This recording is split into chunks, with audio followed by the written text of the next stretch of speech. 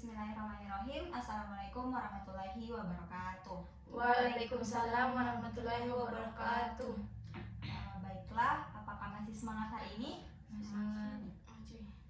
Sebelum memulai layanan kali ini, ada baiknya kita berdoa dulu. Ada yang bisa pimpin? Oke, Deva. Baik, untuk mengawali aktivitas hari ini, mari kita berdoa menurut agama dan keyakinan masing-masing. Berdoa dimulai.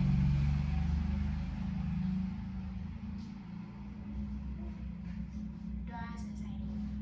Oke, tadi kan sudah berdoa. Sekarang kita lanjut ke ice breaking. Jadi ice breakingnya itu seperti ini.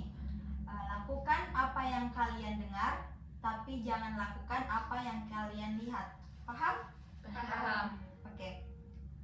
Mulut mulut mulut mulut mulut mulut mulut mulut mulut mulut mulut mulut mulut mulut mulut mata. Oke, masih stabil. Kita lanjut lagi. Mata mata mata mata mata mata mata mata mata mata mata mata mata mata mata hidung. Oke, yang salah di sini Husnul. Jadi apa ini hukumannya untuk Husnul? Joget. Ya, joget. Joget. Supaya semangat sebentar. Husnul. Tadi kan sudah ice breaking. Sekarang di sini kita akan membahas mengenai strategi belajar sesuai dengan gaya belajar. Pengertian belajar menurut para ahli, James, psikologi belajar merupakan proses di mana tingkah laku ditimbulkan atau diubah melalui latihan pengalaman. Sedangkan Winkel menjelaskan belajar adalah aktivitas mental atau psikis yang berlangsung dalam interaksi aktif dengan lingkungan yang menghasilkan perubahan-perubahan dalam pengetahuan, pemahaman, keterampilan, dan sikap. Selanjutnya di sini ada ciri-ciri belajar atau hakikat belajar. Ciri-ciri belajar sebagai berikut: adanya kemampuan baru atau perubahan. Perubahan tingkah laku di sini bersifat pengetahuan, yaitu kognitif, keterampilan atau psikomotorik, maupun nilai dan sikap atau efektif. Perubahan kedua itu tidak berlangsung sesaat saja, melainkan menetap atau dapat disimpan. Yang ketiga, perubahan itu terjadi begitu saja, melainkan harus dengan usaha. Perubahan terjadi akibat interaksi dengan lingkungan sekitar. Yang keempat, ada perubahan tidak semata-mata disebabkan oleh pertumbuhan fisik atau kedewasaannya kalian, tidak karena kelelahan, penyakit atau pengaruh obat-obatan.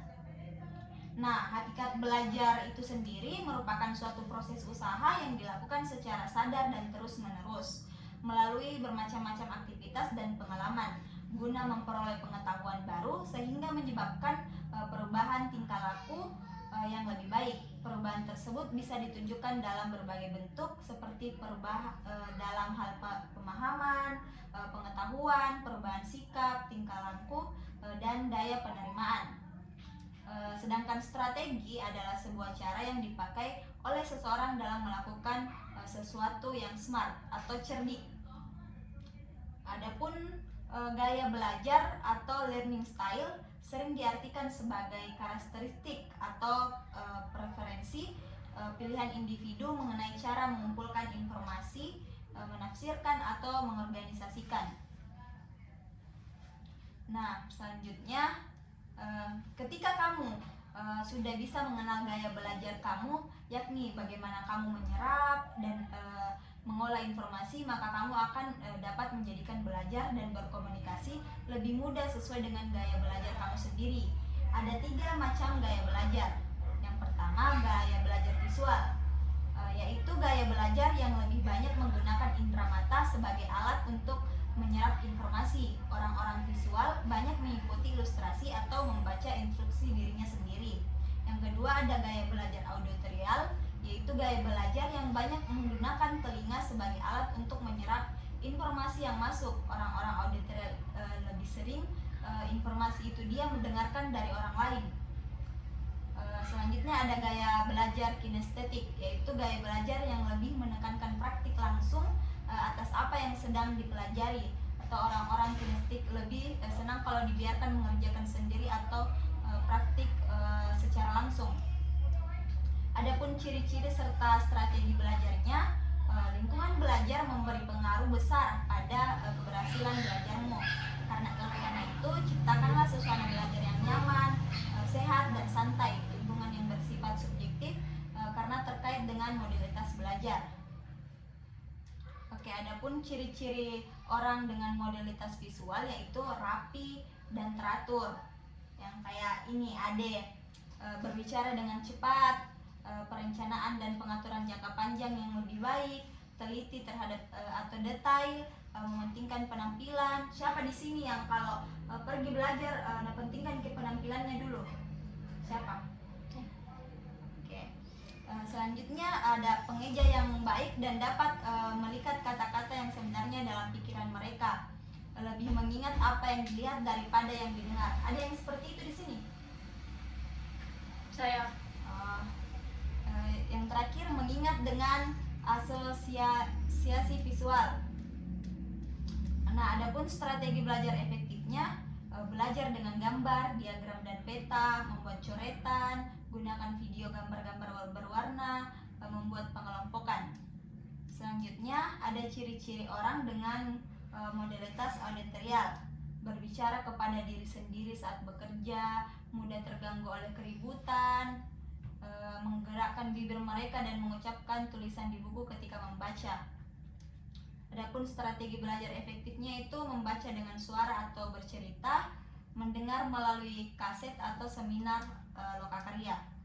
Nah, selanjutnya adapun ciri-ciri orang dengan modalitas kinestik yaitu berbicara dengan perlahan, menanggapi perhatian fisik, menyentuh orang untuk mendapatkan perhatian mereka. Siapa di sini yang selalu butuh perhatian?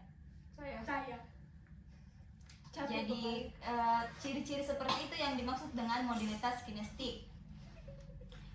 Adapun strategi belajar efektifnya itu melakukan praktek, mengamati demo atau contoh konkret. Jadi kalau ada demo di sekitaran kalian, mending mengarah ke sana, mendekat ke. Selanjutnya yaitu menggunakan model atau Lego, alat praktik, kerajinan tangan atau puzzle, menggunakan gerak dalam belajar. Nah, itu tadi materi yang sempat saya bawakan mengenai strategi belajar sesuai dengan gaya belajarnya kalian. Apakah ada yang ingin bertanya sejauh ini? Cek. Oke. Devi, dipersilahkan. Strategi belajar apa yang digunakan yang cocok di zaman sekarang? Oh, kalau untuk itu seperti ini, strategi pembelajaran kooperatif atau kelompok, yang mana model pembelajaran kelompok itu sendiri adalah rangkaian kegiatan belajar yang dilakukan oleh siswa dalam kelompok-kelompok tertentu untuk mencapai tujuan pembelajaran yang telah dirumuskan. Strategi pembelajaran kooperatif merupakan model pembelajaran dengan menggunakan sistem pengelompokan atau tim kecil, yaitu antara 4 sampai 6 orang seperti ini, yang mempunyai latar belakang kemampuan akademik, jenis kelamin, ras, atau suku yang berbeda. Sistem penilaian dilakukan terhadap kelompok. Setiap kelompok akan memperoleh penghargaan atau reward jika kelompok tersebut menunjukkan prestasi yang dipersyaratkan. Baik. Oke. Jadi tidak ada Mito yang mau bertanya mengenai LKPD-nya, yaitu lembar kerja peserta didik. Saya bagikan ini, kalian kumpul di WA nak? Ya. Oke, terima kasih. Saya akhiri. Assalamualaikum warahmatullahi wabarakatuh. Waalaikumsalam warahmatullahi wabarakatuh.